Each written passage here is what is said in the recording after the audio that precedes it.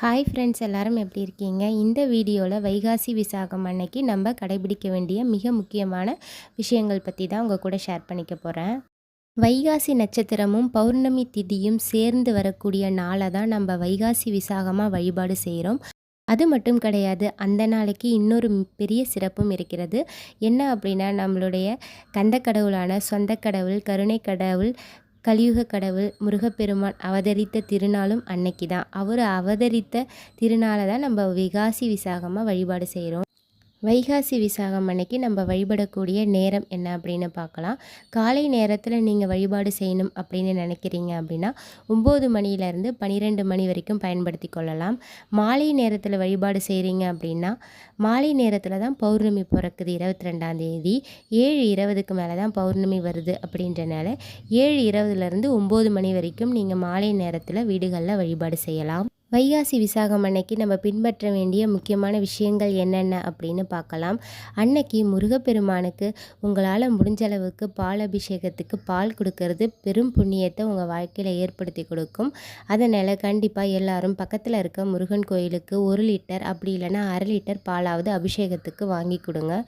முடிஞ்சுது அப்படின்னா நீங்கள் பால் குடம் எடுத்துகிட்டு போய் முருகப்பெருமானுக்கு வழிபாடு செஞ்சு அந்த பாலை அபிஷேகத்துக்கு கொடுக்கலாம். கோயிலுக்கு போக முடியாதவங்க வீடுகளில் முருகன் சிலையோ வேலோ முருகன் படங்களோ வச்சுருந்தீங்க அப்படின்னா அபிஷேகம் பண்ணுங்கள். பாலாலையும் தயிராலையும் அபிஷேகம் பண்ணி வழிபாடு செய்யுங்க. அன்னைக்கு முருகனுக்கு வைக்கக்கூடிய நெய்வேத்தியங்கள் அப்படின்னா சர்க்கரை பொங்கல், பால், தயிர் சாதம், அதே மாதிரியே நம்ம தேன், திணை மாவு, இது மாதிரி உங்களால் என்ன முடியுதோ அதை வைக்கலாம். எதுவுமே முடியல அப்படின்றவங்க வெற்றிலைப்பாக்கு, பழம் வைத்து வழிபாடு செய்யுங்க. கோயிலுக்கு போகிறவங்க கோயிலில் 6 விளக்கோ அப்படி இல்லைன்னா 1 நெய் விளக்கோ ஏற்றி வழிபாடு செய்கிறது ரொம்ப சிறப்பான பலன்களை ஏற்படுத்தி கொடுக்கும்.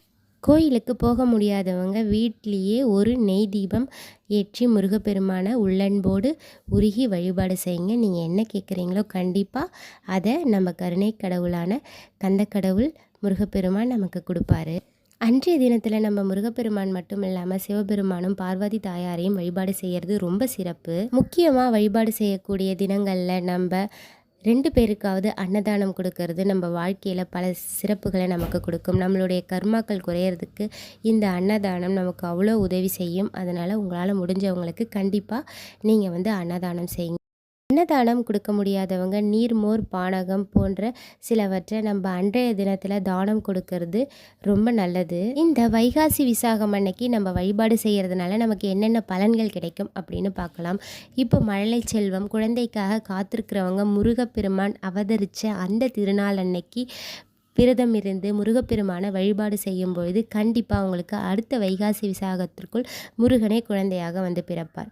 அடுத்தது என்ன அப்படின்னா, கணவன் மனைவிக்குள்ள கருத்து வேறுபாடு, ஒற்றுமை இல்லாமல் இருக்குது, பிரிஞ்சு வாழறவங்க, இந்த மாதிரி உள்ளவங்க அன்றைய தினத்தில் முருகப்பெருமான வழிபாடு செய்யும் பொழுது பிரிந்த கணவன் மனைவிகள் ஒன்று சேர்வார்கள் அப்படின்றது ஐதீகம். தொழிலில் ஒரு முன்னேற்றம் இல்லாமல் நஷ்டமாக போயிட்டுருக்கவங்க இன்றைய தினத்தில் முருகப்பெருமானோட வழிபாடு செய்யும்பொழுது தொழிலில் முன்னேற்றம் ஏற்படும். அதே மாதிரி கடன் பிரச்சனை இருக்கவங்க வைகாசி விசாகம் அன்னைக்கு வழிபாடு செய்யும்பொழுது கடன் தொல்லையிலிருந்து கண்டிப்பாக விடுபடுவோம்.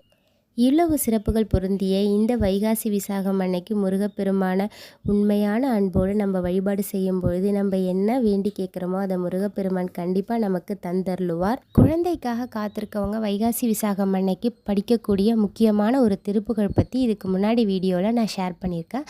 அந்த வீடியோவையும் செக் பண்ணி பாருங்கள். குழந்தைக்காக விரதம் இருக்கணும் அப்படின்னு நினைக்கிறவங்க. இந்த வீடியோ உங்களுக்கு பிடிச்சிருந்தது அப்படின்னா ப்ளீஸ் சேனலை சப்ஸ்கிரைப் பண்ணி சப்போர்ட் பண்ணுங்கள். இது மாதிரி நிறையா வீடியோஸ் நம்ம சேனலில் ஷேர் பண்ணிகிட்ருக்கோம். ஸோ சேனலை செக் பண்ணி பாருங்கள். வைகாசி விசாகம் அன்னைக்கு நீங்கள் வேண்டியது கண்டிப்பாக கிடைக்கணும் அப்படின்னு நானும் முருகப்பெருமான்கிட்ட வேண்டிக்கிறேன். வெற்றிவேல் முருகனுக்கு அரோகரா, வீரவேல் முருகனுக்கு அரோகரா.